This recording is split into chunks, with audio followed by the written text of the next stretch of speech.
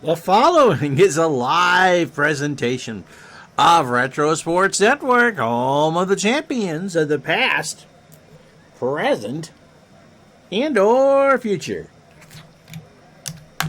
I think I'm that button there.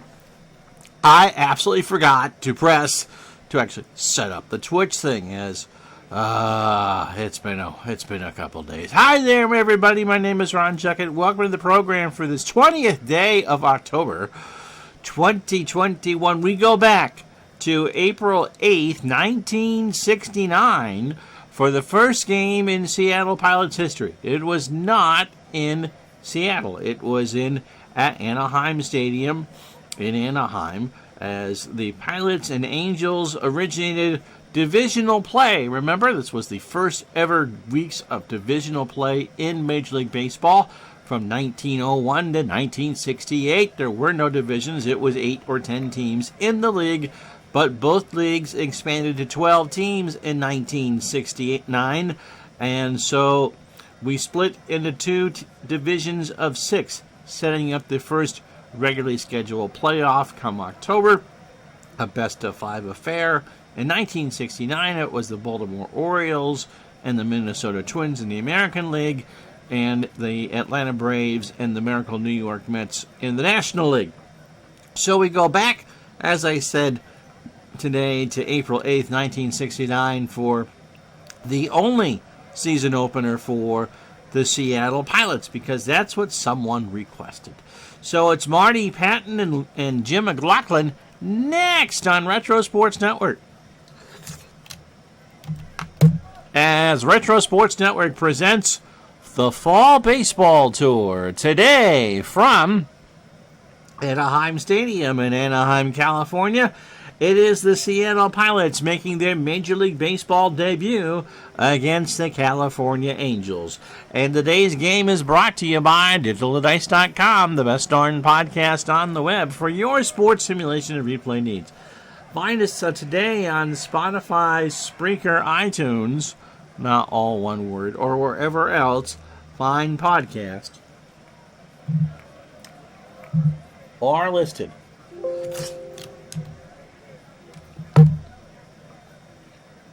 It'll be Jim Red McLaughlin who gets the call for the Angels on opening day. A 25-year-old. What hand is he? He's a righty. He gets the call today. He made 35 starts for California in 69. He went 8-16 with an ERA of 3.18 in 201 innings. He allowed 188 hits, 19 homers. He walked 58 and struck out 96. Loves to face righties. They only hit 224 against him. He is 25 years old. He is a standard pitcher and a fastball pitcher, and that fastball tops out at 85. And this is the lineup the Seattle Pilots will put out. Tommy Harper is at second base. He will lead off. Hegan in right field will bat second. Davis in left field hits third. Don Mincher at first will clean up. Rich Rollins, the former Minnesota Twin, is at third base. He'll bat fifth. Gusker in center field will bat sixth. McNerney behind the plate will bat seventh. Ray Euler who was coming off a World Series year in Detroit, is at short. He'll bat eighth. And Marty Patton on the mound and should throw around 105 pitches. Will bat ninth. Rick Reichard is in left field as we set the Angel defense for you. He's a 7 and a 7. Jay Johnstone is a 7 and an 8 in center. And Voss is a 6 and a 9 in right. Rodriguez a 7 at third for California. Jim Fregosi is an 8 at second, or short rather. Bobby Knopp a 5 at second. Mr. Stewart is a 4 at first. Satriano is a 4 and a 6 behind the plate. And McLaughlin is an 8 on the mound with a .963 fielding percentage. Tommy Harper steps in. Man, that's hard to read. Fluorescent green on the brown there. Harper hit .235 for Seattle. 9 homers, 41 RBI. He stole 73 bases. The Angels are playing back. He's a 10-bunter. Yeah, look at this. Life is good. Here's the pitch to Harper. He squares. It's down, and that will roll foul. So back with an 0-2 count. Harper, who also drew 94 walks on the year, is ready. He'll swing this time. McLaughlin's pitch, and that is strike 3. And so that's how the Seattle Pilots franchise begins for real, as he swings and misses on a 78-mile-an-hour curve. Here's Mike Hegan. I wonder if any of these pictures, that's just in my generic folder, actually will feature anyone wearing a Seattle Pilots uniform. Hegan at .292, 8 homers and 37 RBI. McLaughlin walked him. So Hegan goes to first. I can't tell you how fast his chances are to steal. Here's Tommy Davis, left exposed by the Dodgers in the expansion draft. Both of the American League teams are in the same division. They both went out west. The Mariners and the the Pilots and the Kansas City Royals. Of course, the Pilots would move to Milwaukee in 1970, and when the Senators would move to the Dallas-Fort Worth area, they switched divisions with Milwaukee. Oh my goodness, it's terrible. Tommy Davis at .271, 6 homers and 80 RBI. The throw to first, Hegan is back. In the National League, they both had teams in one division, the Expos in the National League East, and the San Diego Padres in the National League West. Pitch to Davis is a base hit in the left center field. Reichart will pick it up, and Hegan will hold at second.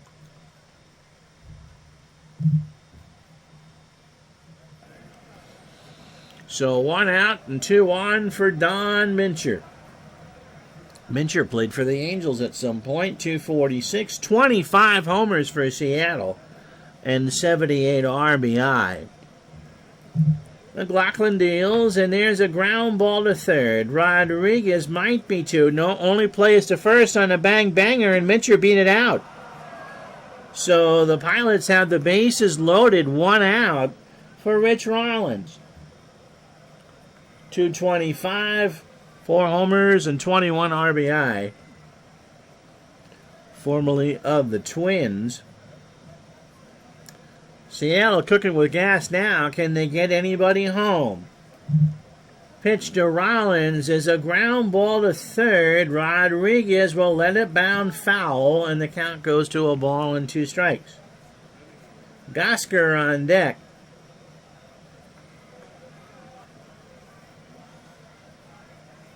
Hegan on third, Tommy Davis on second, and Don Mincher on first. Rollins made the last out of the final game of the Red Sox 67 Impossible Dream season, which Jim Longborg is still probably sore from. They poured out of the stands at Fenway, and ripped his jersey off. His jersey just disintegrated. Pitch to Rollins is a ground ball up the middle. Fergosi scoops it up, not for one, and that's it. So Hegan will score. Rollins at first, runner on third, 1-0 Seattle. His uniform never recovered. Did Longborg, and neither did his knee after he went skiing. Jim Gosker from the Boston Red Sox with the Pilots only had 55 at-bats for Seattle. Hit 109 with a solo homer. And how do I know that's a solo homer? Because that was his only RBI. But runners on the corners, 2 out, Seattle leading this one 1-0. Gosker, and that's a line drive to center. Johnstone is there, and he'll make the catch to retire the side. Oh my God, I can't wait to not read these. Half an inning in the books. It is 1-0 Seattle.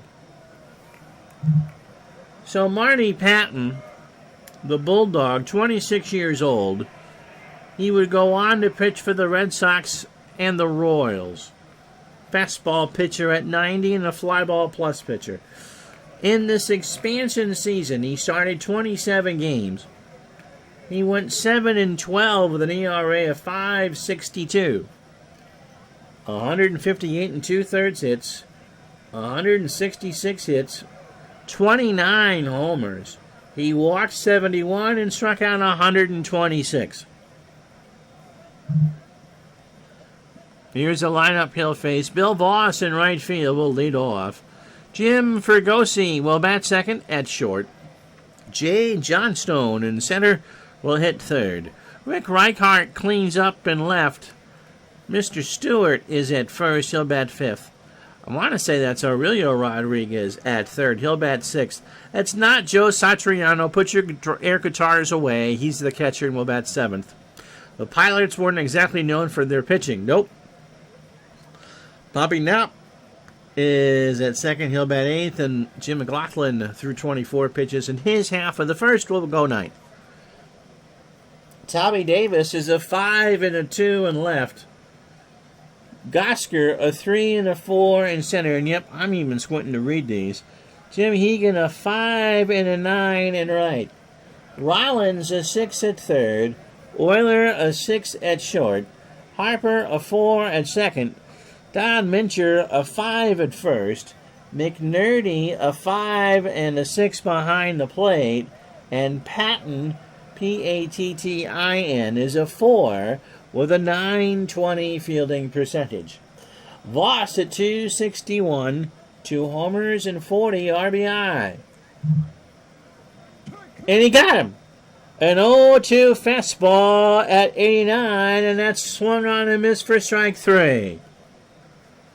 So those listening, I think, on KJR Seattle are pretty happy. It's been a good start for the Pilots. Here's Fergosi, 260, 12 homers and 47 RBI. Fergosi slams this one to first. Mincher, 2 out. Not only did this team only exist in Seattle for a year, they're no longer even in the American League.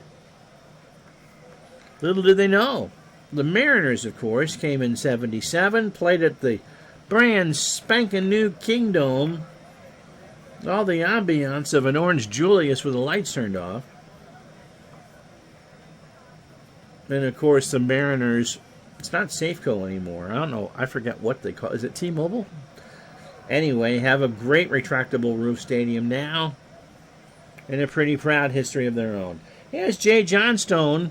Jay at 270, 10 homers and 59 RBI. Johnstone into right center field. Back goes Hegan to the track, and that ball is going off the top of the wall. Johnstone is on with a stand-up double, and that's the first hit for California. Here's Rick Reichart. Rick at 254. 13 homers and 68 RBI. Safeco's a pretty close name to that. So 1-0 Seattle, a 2-out double for Johnstone. Pitch to Reichart, runner goes. There's a base hit in the right center field. Egan will pick it up on a long hop. Johnston will come around to score. We are tied at 1, and somewhere Houston is going to their bullpen already. Oh, wait. I'm confusing that with real life. So here is Dick Stewart, Dr. Strangelove, I think I had that right, with the Red Sox formerly. 157, a homer, and 4 RBI. So we're tied at 1, 2 out here in the bottom of the first. There's a ground ball to third. Rollins goes to Harper for the safe force, and that will do it. But the Angels get a run on the double from Reichart. 2 hits, no errors. We go to the second, 1-1. So former White Sox catcher Jerry McNerney will start the second inning. McNerney at 241. 8 homers and 55 RBI. Football for you tomorrow. Just one Week 7 game. The Rams and the Saints, 11:45 tomorrow. Pitch to McNerney. There's a ground ball to third. Rodriguez across the way. 2 out. McLaughlin should go about 110 pitches and Patton about 105. Ray Oyler did about what you'd expect him to do his first year in Seattle. Oh, KVI. I said KJR. JT has his Kessler Whiskey 1969 Baseball Fans Guide right now. So buy a... I've never even heard of KVI. They must have renamed themselves. Oyler 165, about what he did in Detroit. 7 homers and 22 RBI. 1 out, here's the pitch. He walked. He walked a 165 hitter. Congratulations. Then I'll bring up Patton, who will square here. With 1 out, Stewart and Rodriguez coming in. And that's true. You'll never hear a Kessler Whiskey Baseball Fans Guide on a fortnight stream. I'm not going to say whether or not you'd hear a Boone's Farm one, though. Marty at 155 with 3 RBI. Squares. It is down. Satriano goes to second for a 1, and do they get Patton at first? No. But it's a sacrifice and a fielder's choice. 2-6. Can't tell it's an expansion team, can you? Here's Tommy Harper. He struck out his first time up. Opening 9 for McLaughlin. 35 pitches, inning and 2/3, 2 hits, 2 walks, and a strikeout. Harper is that strikeout victim. And the second time through, draws the walk, which would normally be dangerous with a speedy Harper on. But with a pitcher on in front of him, Tommy's effectively been neutered. Here's Hegan. Mike walked and scored in the first. And so, for this part of history, Hegan, the answer to a trivia question, who scored the first run in Seattle Pilots history? I doubt it was Mike in real life. In the right field, Voss will track that one down, and that will retire the side. Pilots take advantage, or can take advantage of 2 base runners. They leave 2 on. No runs, no hits, no errors. Bottom of the second, 1-1. So Aurelio Rodriguez, who I know with the Tigers, obviously played for the Angels. 232, 7 homers, and 49 RBI. Was Kessler Whiskey a West Coast product? Pitch to Rodriguez. Struck him out, so that's the second for Patton. Payoff fastball right on the outer half of the plate. Here's Tom Satriano. Tom at 259, a homer, 16 RBIs, and His brother played guitar. Got him again. A 2-2 on the outside half. Actually, I'm thinking of Satriani, not Satriano. I'm bad. So here's Bobby Knopp, 197, a homer, and 6 RBI. So Patton settled right in here. 66-degree evening here in Anaheim, and hardly a breath of wind. And what little there is blowing in it, too, to right center. Knopp goes down. Good morning, good afternoon, and good night. He got him with a curve, and that will retire the side. No runs, no hits, and no errors. We go to the third here at Disneyland. It's 1-1. So Davis, Mincher, and Rollins to face McLaughlin here in the third. Pitch to Tommy, who's 1 for 1. Struck him out. So for McLaughlin, that's 2. Kessler Whiskey comes from the Julius Kessler Company in Lawrenceburg, Indiana. I've never heard of it. But the fine folks in Lawrenceburg, I'm sure, have a pretty good product. Mincher singled his first time up. And there's a ground ball to Stewart. Takes it to the bag himself at first for the out. So 2 out for Rollins, who has an RBI.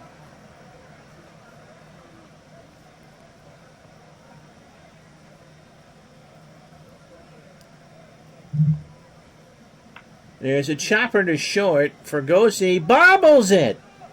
Has it, throws to first, and that will retire the side. It's that kind of defense that the New York Mets are thinking in a couple of years. We want that on our team. No runs, no hits, no errors. Bottom of the third, 1-1. So McLaughlin will lead off the third. Voss and Fergosi to follow. Jim hit 121 with an RBI in 69. Pitch from Patton. Got him. That's 4 straight for Marty. He swung on and missed a 90-mile-an-hour fastball, and that brings up Bill Voss, who struck out to start the ballgame. So Patton is opening 9 on 37 pitches. 2 in the third innings. 2 hits and 5 strikeouts.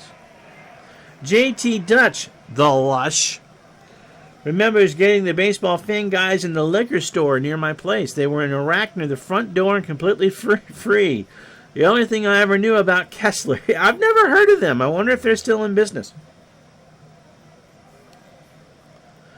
They sold Cokes there.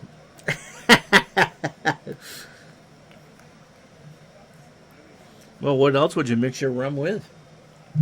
Pitch to Voss. It's popped up. And McNerney gives partial chase. And that is fouled back. So a ball and 2 strikes. Voss swings. Ground ball to second. Harper is there over to first for the out. So 2 out for Fergosi. Jim looks like a baby there. I like those hats, don't you? Fergosi is 0 for 1. Angels in their white tops with angels in print there.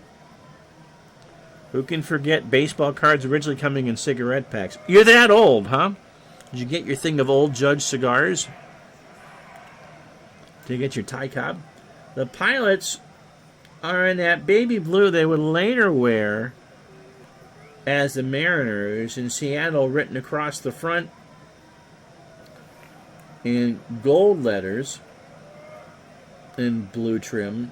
The hat, like a sailor hat, a captain's hat with the emblem on the bill, and the pilot's wheel with the wings above the E in Seattle. They are cool.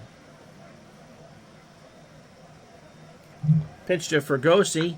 There's a fly ball to left. Davis going back in the corner, and he'll make the catch. And that will retire the side. No runs, no hits, no errors. We go to the fourth, 1-1. So Gosker is 0 for 1. McLaughlin deals, and there's a line drive left center. Johnstone's there, and Jay makes the catch. Here's McNertney. Jerry 0 for 1.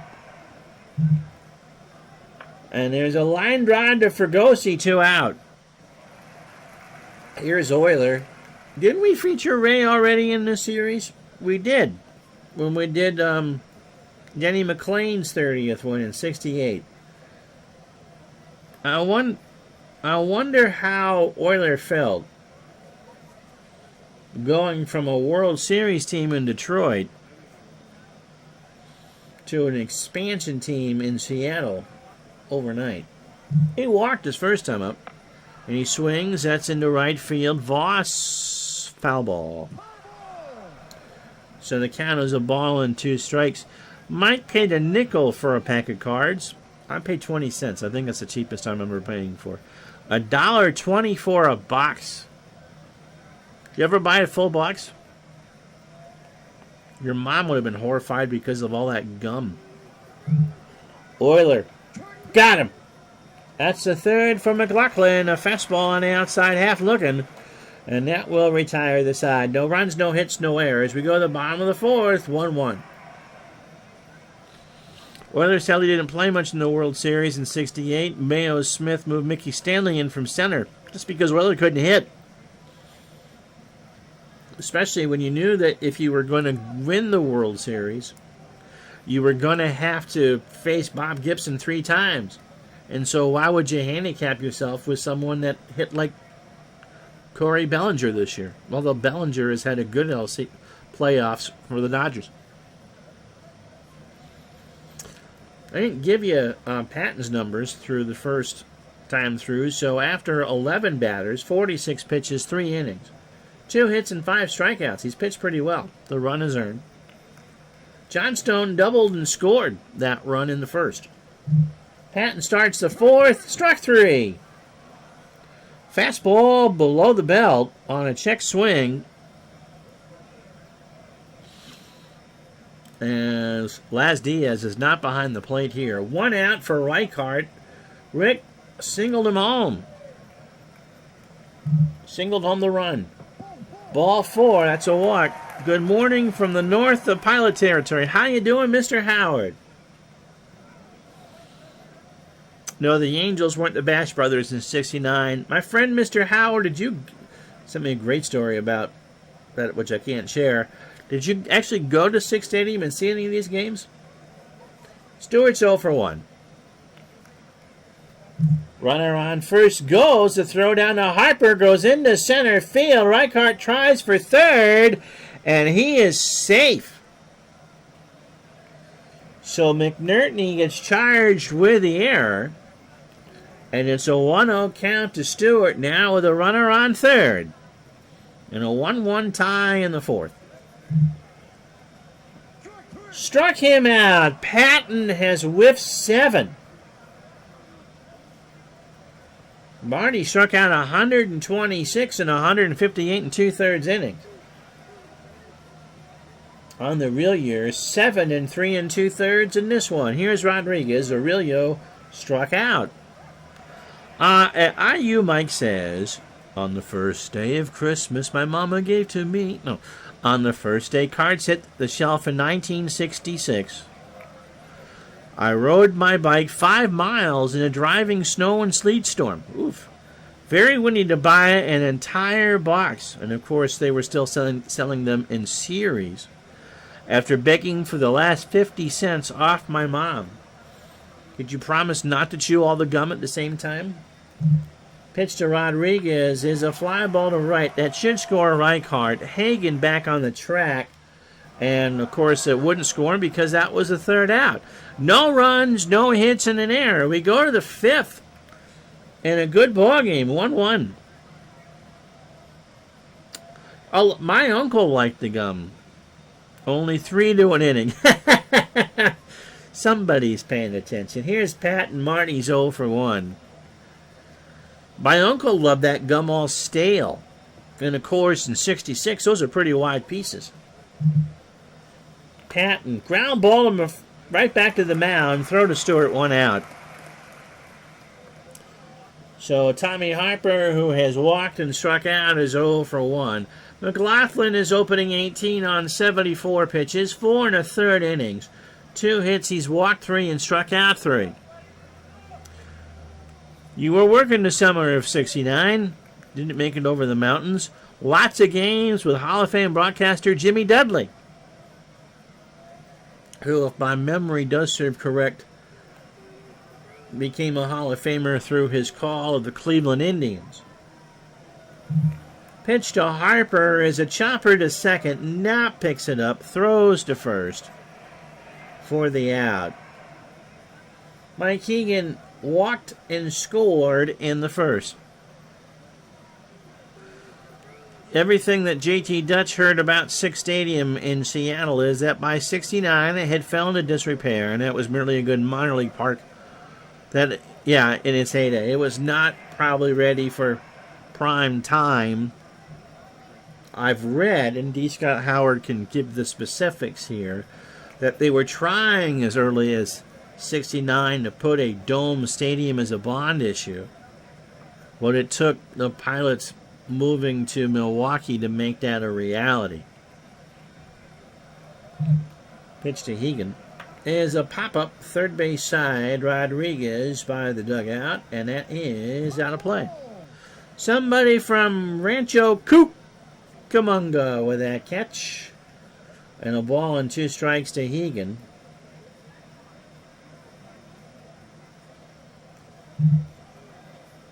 Mike into right field. Back goes Voss. He continues to go way back there. That's gone. And so the Pilots go up 2-1. Hegan has both of the runs for Seattle.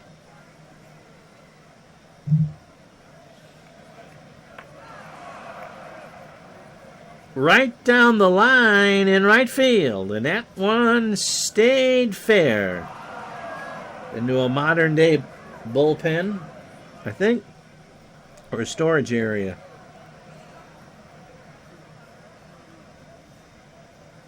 And so it's 2-1 Seattle. Brings up Tommy Davis. He has singled and struck out. He's 1 for 2. JT Dutch says they didn't have enough time to get 6 up to snuff. The AL expansion wasn't slated to happen to 71, but was pushed back to 69 due to political pressure. I want to say from Washington's congressional delegation. D. Scott Howard went to Sick Stadium for an A-League Seattle Rangers game the last season it was open. Decrepit was an understatement by then. What year was that? Now, the Dome opened in '76 for the first season of the Seahawks. And the Mariners played there from '77 to '96? '97?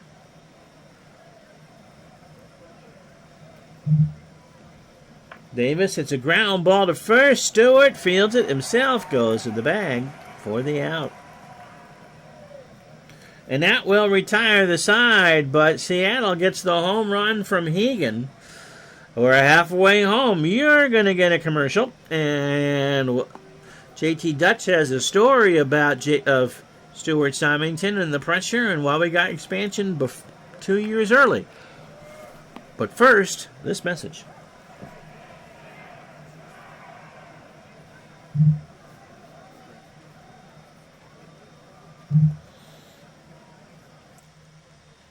Oh, we get this, huh?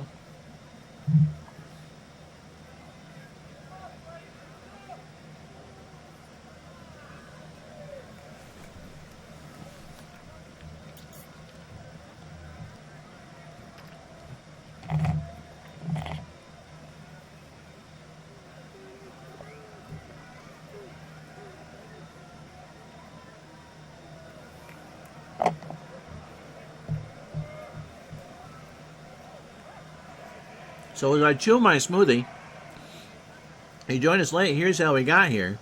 Rich Rollins with a fielder's choice to make it 1-0 Pilots in the first. Rick Reichart with an RBI single to tie the game at 1. And then Mike Hegan hit a solo shot in the fifth to make it 2-1, and that's where we stand. 2 runs, 3 hits, and error for Seattle. A run on 2 hits and no errors for the Angels. Marty Patton, as we are using as-played lineups for this. 4 innings, 2 hits, a run, a walk, and 7 strikeouts. McLaughlin, 5 innings, 3 hits, the 2 runs, both earned, and the homer.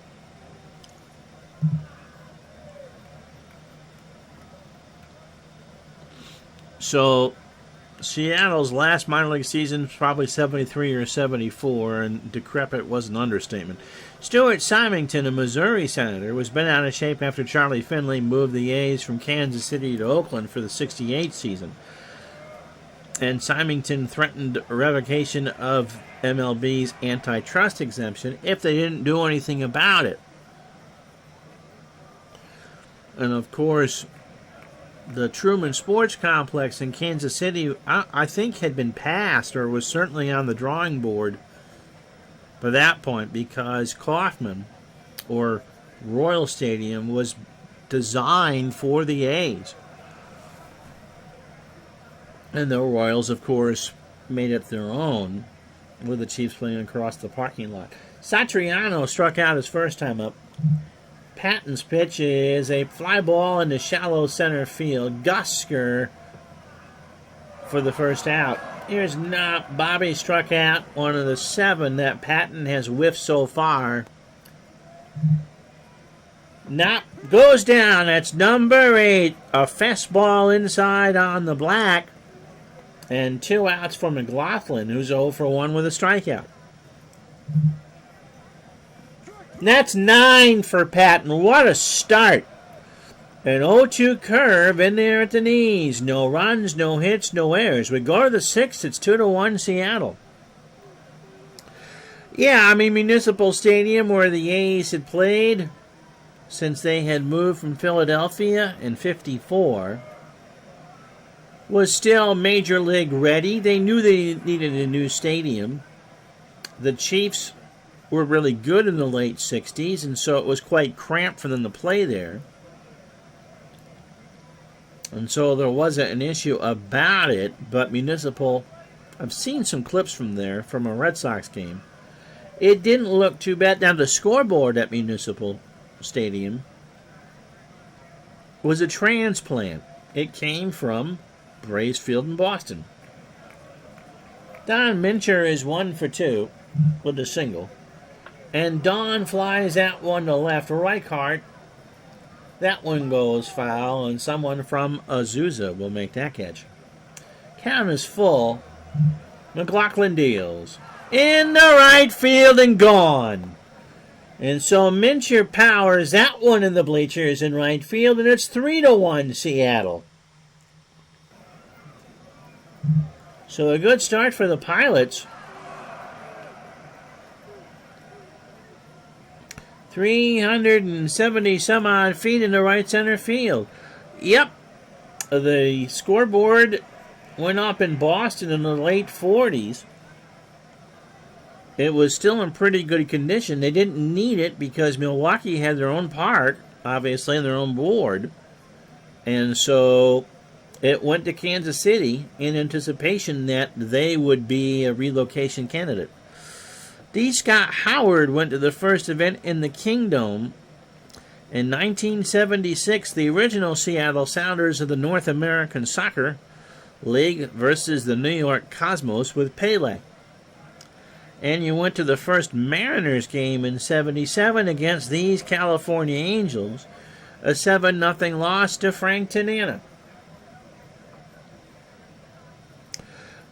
Just like the Polo Grounds and Yankee Stadium in New York, Braves Field in Boston and Fenway Park, they weren't quite adjacent. They were a couple blocks apart, but they were both in the same neighborhood.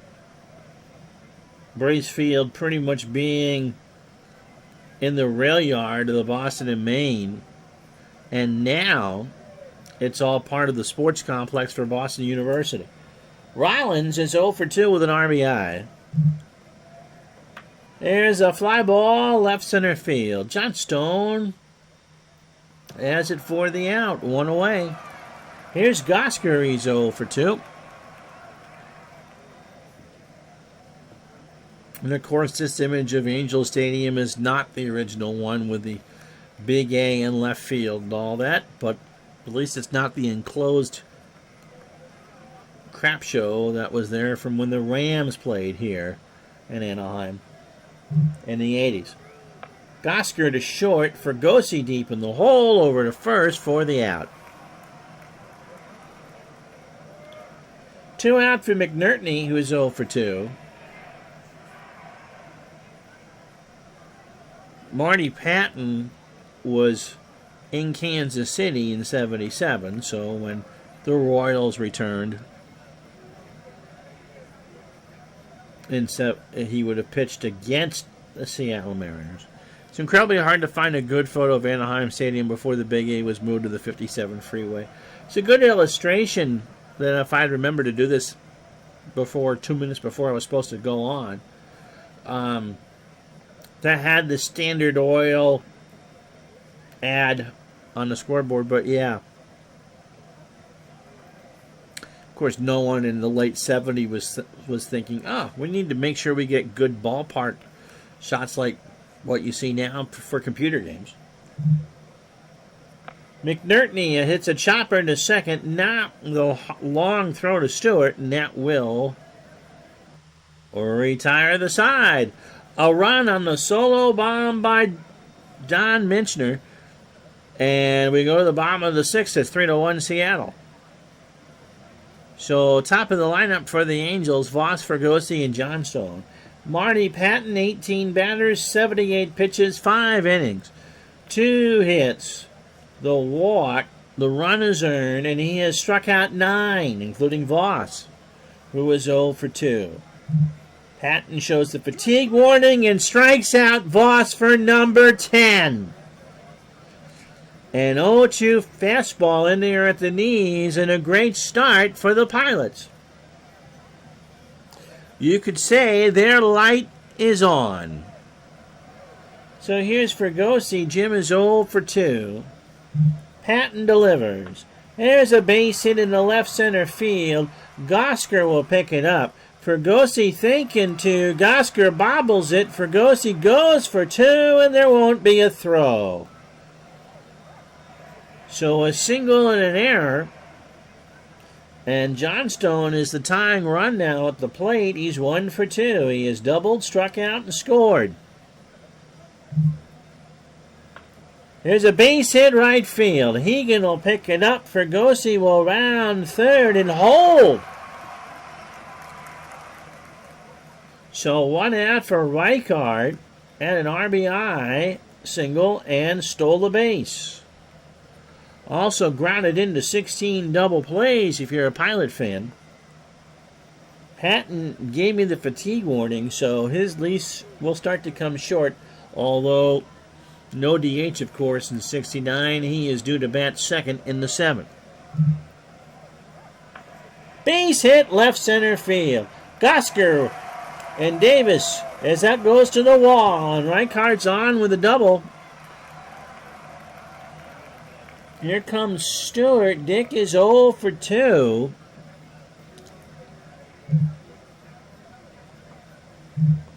Patton is strong. Keep me in.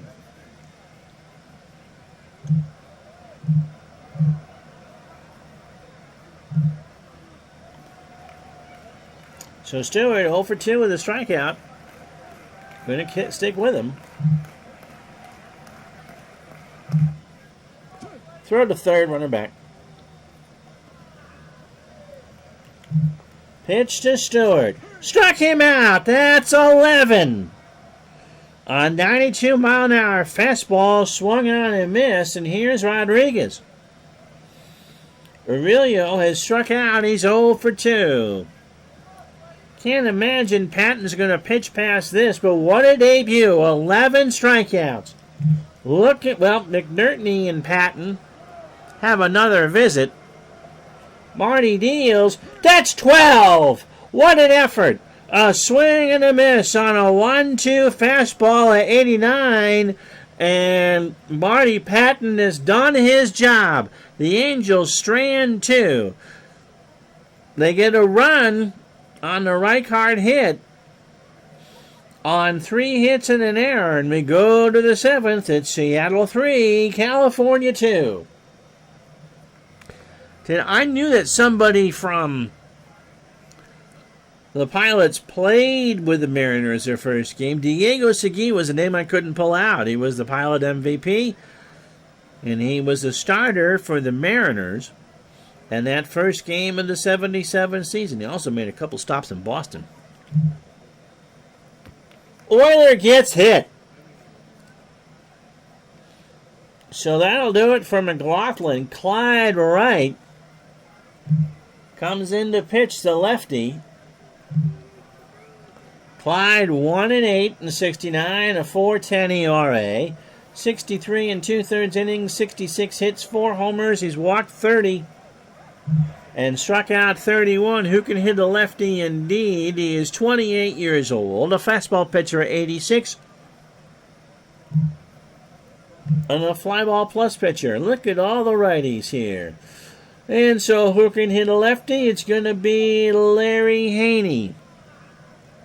Green Acres is the place to be.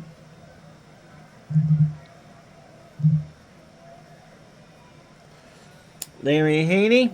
And again, we don't have anybody in a Pilot's uniform as a picture. 254, 2 homers, and 7 RBI. So with Oyler on first, here's the pitch to Haney. Here's a fly ball to right. Voss in the corner makes the catch, 1 out. If you're thinking about Oyler being a stolen base option, he had a 20% chance there. Here's Tommy Harper, who was 0 for 2. He has walked and struck out. Wright just coming on. Harper with a ground ball foul. It's a double switch for California. American League fans, please pass out now. Ruben Amaro is into play first and bat 9th, and Wright will hit out of the 5 hole. The 0-2 to Harper. Walked him. Amaro was a 2 at first. So here's Hegan. Mike homered. One of the 2 homers the Pilots have on the ball game. Doesn't hit well against lefties, but you're not going to yank him out. 1 for 2, a solo shot, and has scored twice and walked. That's into right field. Voss will track that one down. Oyler will hold. I haven't stayed up to watch any of those games. I'll listen for a while and catch highlights in the morning, but they're well past my bedtime, Brad. 7 runs, of course, for the Astros in the 9th.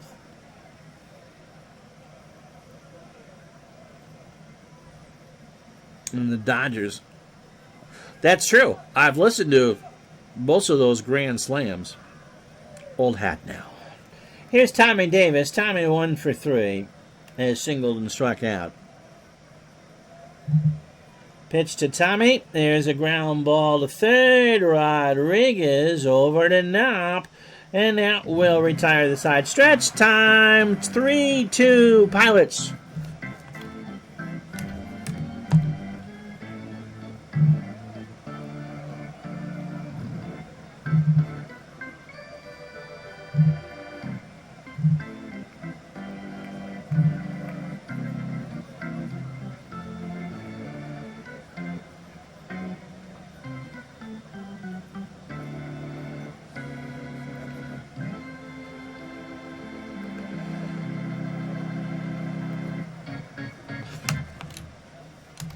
Yeah, ho-hum, another game, another grand slam, another bullpen imploding. The Dodger game went past your bedtime last night. The Pilots, well, they're an interesting story. Someone requested this. We can pee on them some other time. Diego Segui, speaking of that, comes on for Seattle. 12-6 with 12 saves with an ERA of 3.35. That's how you win the team MVP. 142 in the 3rd innings, 127 hits, 14 homers allowed, walked 61, Struck out 113, 31 years old in 1969. Fastball pitcher 89 and a fly ball double plus pitcher.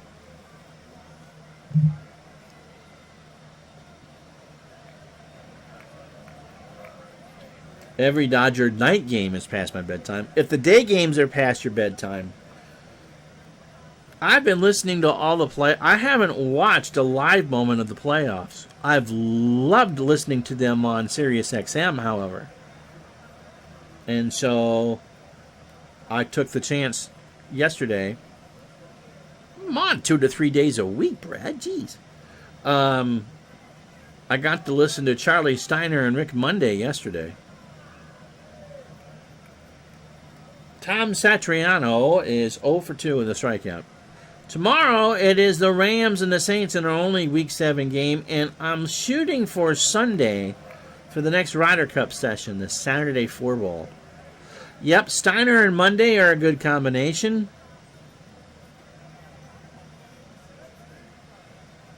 Pitch to Satriano is a ground ball to second. Harper over to Mincher for the out. So Segui needs, well, if he gets 9 outs, he gets a save. Here's Knapp. He has struck out twice. Marty Patton, what a ball game for him. And striking out 12. I bet that would have been the team record. Knapp this time will draw the walk on a full count. Check swing, 88 on the fastball. And here's Ruben Amaro. Ruben 6 for 27 in a short time with the Angels and with an RBI. The Pilots were colorful, at least. Ray Orler is one of the most popular players, and yep, that was the season immortalized in Ball 4. And the only thing I know about the manager is he liked his Budweiser. Pitch to Amaro. Ruben squares. McNerney's only throw is to first. Harper is there. And that is a sacrifice. 2 out for Voss, who's 0 for 3. He struck out twice. Sweet Lou Piniella was there his rookie year, or a year. Don Minchner did 25 homers for Seattle, and Segui was pretty good out of the pen.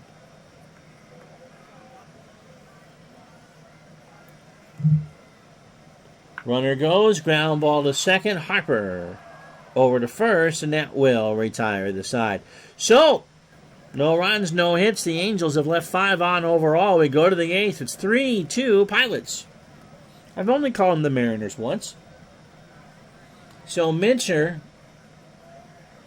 with his solo shot, gave Seattle the lead. Clyde Wright on his second inning of work. He would bat 4th for the Angels in the bottom of the inning.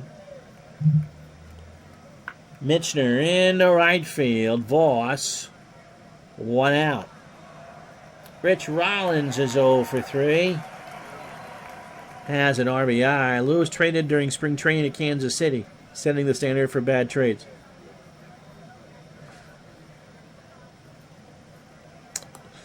I think Bud would have gotten a team at some point anyway. Blame the Pilots for giving his start. You remember the White Sox played at least maybe a quarter of their home schedule in Milwaukee in the late 60s? I think they would have gotten the White Sox, to be honest.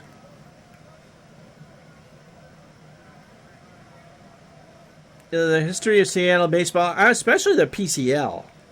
The Pilots were a sad story, and so were the Mariners their first 10 years or so. A little different expectations of expansion teams in the 70s.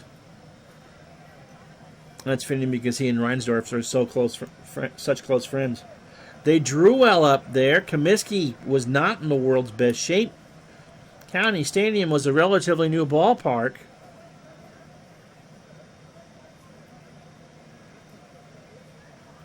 They had the history, and they were probably tired of playing second banana on the south side. But Selig took the opportunity, and it's now a National League town again. Pitch to Rollins is a line drive to center. Johnstone snares it, and that's 2 out. Here's Gosker, was 0 for 3. I mean, it's hard to think now, especially with County Stadium being gone, what you would have done. But they clearly had a better Major League mousetrap in County Stadium than they did at Comiskey, although Comiskey held on until 1990. Pitch to Gosker is a fly ball. Johnstone is there, and that will retire the side. No runs, no hits, no errors. Segui coming out for a second inning. It's 3-2 Seattle. Remember, the White Sox were lured by the siren song of the Trop as well until they got their stadium. And the Giants, who flirted with Toronto in '76 before they got an expansion team with the Mariners, had pretty much a reprieve from the governor and Bob Lurie in keeping that franchise in San Francisco. And all this brought to you on our fortnight stream by Kessler Whiskey. That's right, it's like being in a city aquarium. You're getting that confused with that monstrosity that replaced the Orange Bowl. Yeah, 80 years for the Chi Sox at the original ballpark. Fergosi 1 for 3. He has singled and scored. You haven't played Fortnite in months. And remember, kids, you'll love it at Levitt's. Pitch to Fergosi is a fly ball into left field. Back goes Tommy Davis, and we're tied at 3. A home run to Fergosi.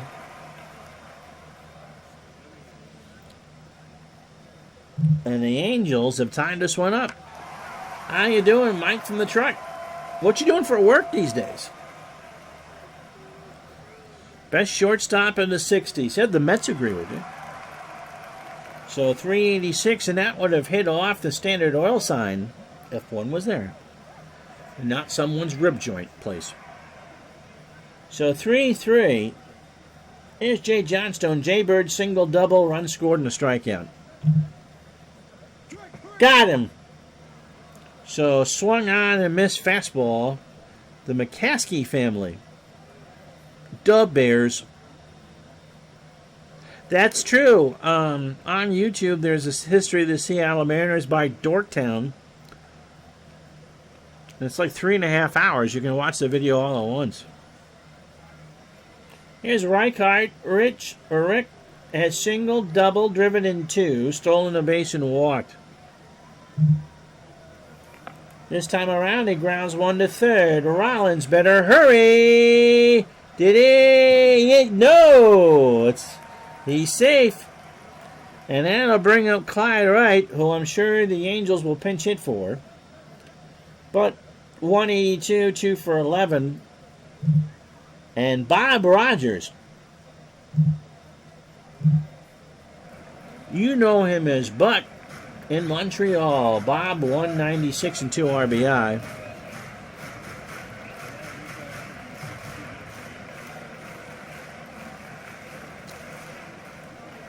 Someone just did a long history of the Atlanta Falcons, too. Pitch to Rogers. There's a fly ball to right. Hegan will track that one down. Reichart goes back to first. And Ron Washington isn't there to send him. 2 out for Rodriguez. Aurelio was 0 for 3. It'll be McNerney, Euler, and the pitcher spot. Yep.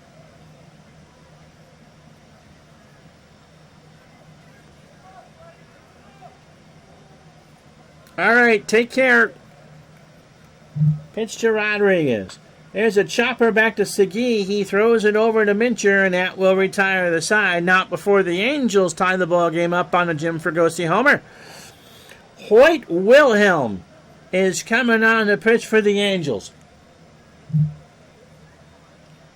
5-7 with 10 saves and 69 out of that bullpen, and an ERA at 2.47.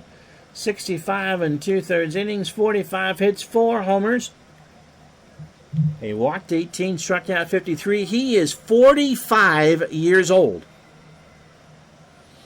only 4 years younger than I am now. Knuckleball, fastball when he throws it at 81. Where it stops, nobody knows.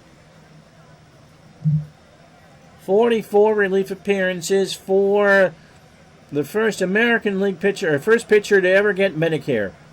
Here's McNerney. He's 0 for 3. Yep, Jay Johnstone, Rodriguez, and Fregosi. Well, it was that Game 5 against the Yankees in '95 that saved baseball in Seattle. I don't know where they would have gone after the Tampa threat. So Wilhelm pitched till he was my age. Pitch to McNerney. There's a ground ball to short for Gossi. And I'm not sure he's out. No, he beat it out. And that'll bring up Euler. Ray has walked and struck out. They guard the lines. Euler's going to square. He does. Satriano's only play is to first. Knopp is there. And McNerney, the potential winning run, is on second. Same age as me, and just as knuckle-headed.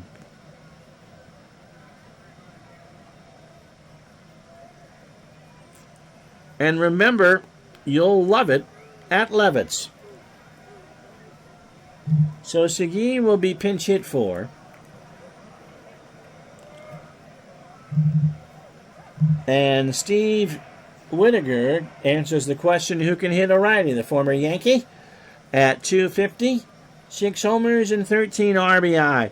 Yep, Game 5 at the Kingdome, probably one of the best post-strike games ever. Angels traded Wilhelm to the Braves in September for Mickey Rivers. And remember to stop and get your Kessler Whiskey Baseball Guide as you leave the stadium today. Pitch to Whittaker. Popped up. Satriano will hit. Watch that hit the screen. And the count is 0-2. Harper on deck. Whittaker into right field. Voss will make the catch. McNerney tags. And Joe Schultz will pound the Budweiser and tell him to stay short. Here's Harper. Tommy is 0 for 2. He has walked twice and struck out once. Wasn't blessed to see Junior in Seattle. He had a couple of good years in Cincy, but the injuries just took their toll.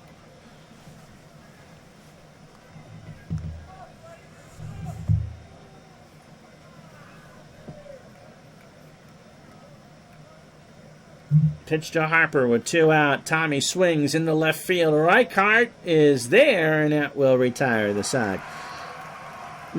Pilots get no runs, a hit, and no errors, and that will take care of the Pilots in regulation. We go to the bottom of the 9th.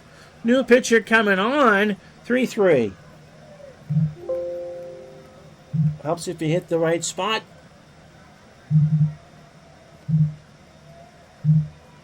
And it'll be one New York Yankee replacing another as Jim Bouton comes on. Pen in hand, 2-1 with a save and an ERA of 3.91. 92 innings, 77 hits, 12 homers, 38 copies of his book Ball 4, and 68 strikeouts.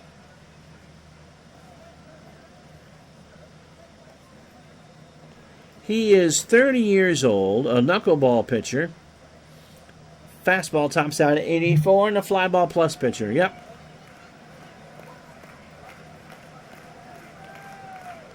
I saw Ken Griffey Jr. take batting practice around here. Buck Showalter trusted his veterans a little too much in Game 5 of the 95 Division Series. Zach Britton sent me a note. He's still not impressed. Pitch to Satriano is a ground ball to third. Rollins across the way, 1 out. Here's Knopp. Bobby's 0 for 2. He has struck out twice and walked. Yeah, that was bad. Knopp into left. Davis going back to the wall, and the Angels have won the ball game. Bobby Knapp has won it. And so California starts at 1-0. Can't show you the highlights. Light the halo. Bobby Knapp has walked it off. The final score, California 4, Seattle 3. 4 runs, 8 hits, no errors for the Angels. 3 runs, 5 hits, and 2 errors for the Pilots. They're just going to go pound some Budweiser anyway. Hoyt Wilhelm, the ageless one, gets the win. 1 inning. A hit, 13 pitches, 11 strikes. Not a problem, my pleasure. Boughton takes the loss. The walk-off homer by Knapp. And for that, Bobby gets our Player of the Game award from Digital Dice. Tomorrow it's football. It's the Rams and the Saints, a Week 7 tilt. The only one this weekend. We're going to go back to the Ryder Cup on Sunday to do the last of the 4 ball matches. We'll figure out a time for that. All right, Brad, thanks for watching, everybody. We'll talk to you tomorrow, 11:45 for football. Have a great day, everybody.